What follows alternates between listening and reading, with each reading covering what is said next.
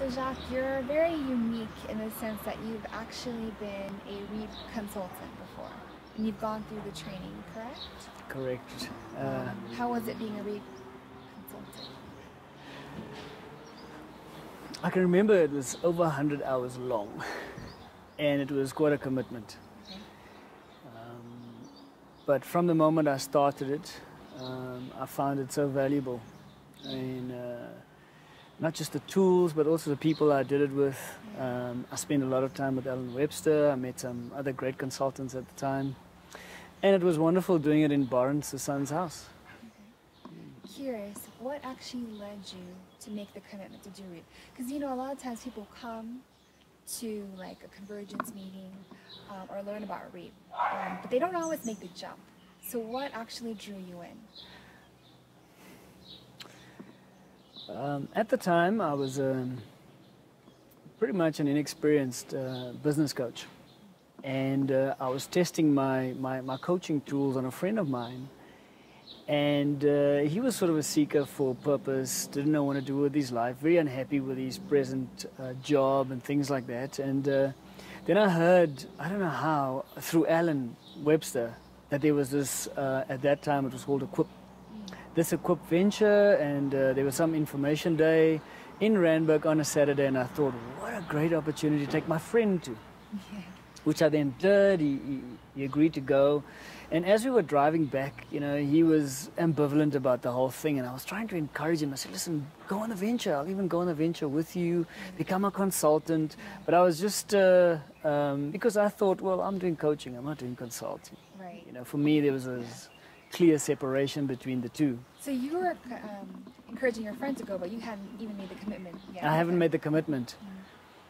And, but God spoke to me. And God said, you shall go. I fought the invitation. Did you ask, or did you just hear God? I was disappointed, and I was praying that my friend will get to the point of making the commitment. Yeah. And while I was praying for my friend, God said, you must go. I said, awesome. I don't have the money, I don't have the time. But I obeyed God, and I went. At that stage in my life, because I had a fledgling practice, I had a client for a while who just couldn't pay me, but were badly needing my services. So I wasn't generating any income. Right. And I did the venture. I took 2 weeks out of my life, and wow, everything just became turnkey afterwards. My client had a breakthrough, started paying me. I had new clients. They opened up doors in government and in corporates that I would never have gotten into. And so the REAP venture was a very pivotal one. There was always going to be one venture for me, because I said, God, is that what I need to do? And he said, yes, it's the one venture. Mm-hmm. And then I remember after the venture, and you guys will probably go through it as well, as I think Barend and Brett asked us, you know, how do we like to continue being part of the ventures and so on? Where would we like to commit? And I remember just raising my hand and said, if you have a venture in Malaysia, I'm in. I'm not in for anything else, because I got this thing about Malaysia. But yeah, it was really a wonderful time for me. I met great people, and I met Gary and Tim, obviously, and that's how I ended up being with CSI for this is my 7th year that I've been with him. Yeah, so not only was it a pivotal change in your business, but you had divine appointments during REAP as well. Correct, That's correct. amazing. And now you're on the other side where you're a client today. Yes. How is that different, and how has the client side been so far? I think it's easier. I don't have to worry about making sure the client is capturing the scorecard. I don't have to sit afterwards agonizing, what did I hear? Did I hear right? And just relaxing. And I think Randy is great. I think it's about matching personalities, and I'm sure that's not what happened, but it's maybe by divine appointment. He's got the kind of style that I like. Right. You know, he kind of just sucks the things out of me, allows me to think and process. And soundboard. That's right. That's right. And you know, he's sort of very humble, gentle way that he goes about asking questions, and it appeals to me greatly. What do you hope to get out of this venture? I set the goal that I needed to process and I needed to put a plan together that's tangible. I've got all these things sitting in my head, so I kind of needed a mechanism that will allow me to start capturing these things.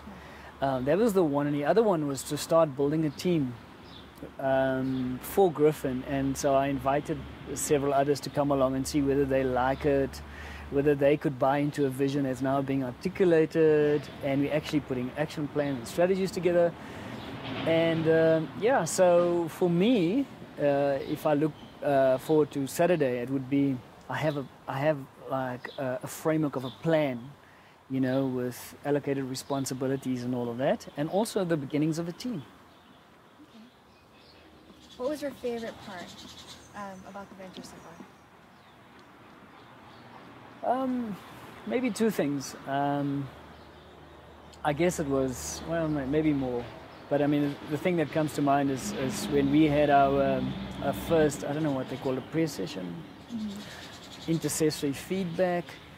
And it was confirmation that, you know what, even when things get tough, I'm still on the right path, and God's got these great plans, and God, you know, is consistent.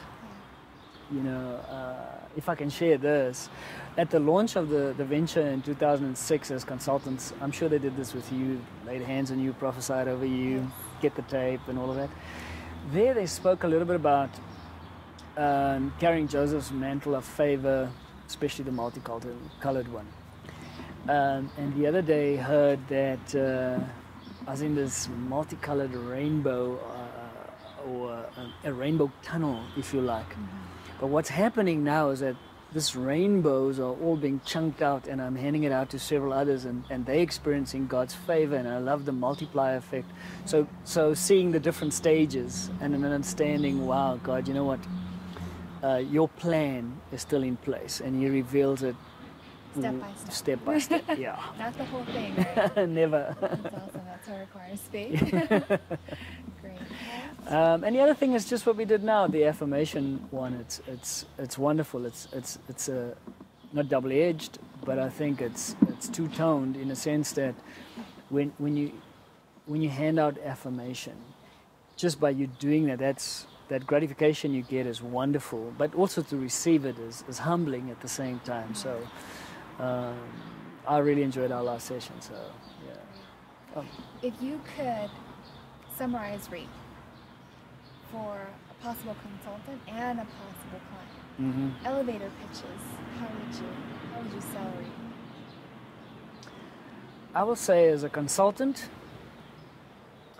if you are nearing a crossroads in your life, do the venture.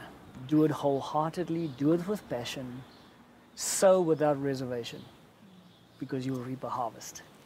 Amen. As a client, if you want to learn how to integrate everything you do and you want to have true conversions in God, understand what the purpose of your life is and your business, especially with God interwoven into every fabric of your business, do the venture. It will change you radically.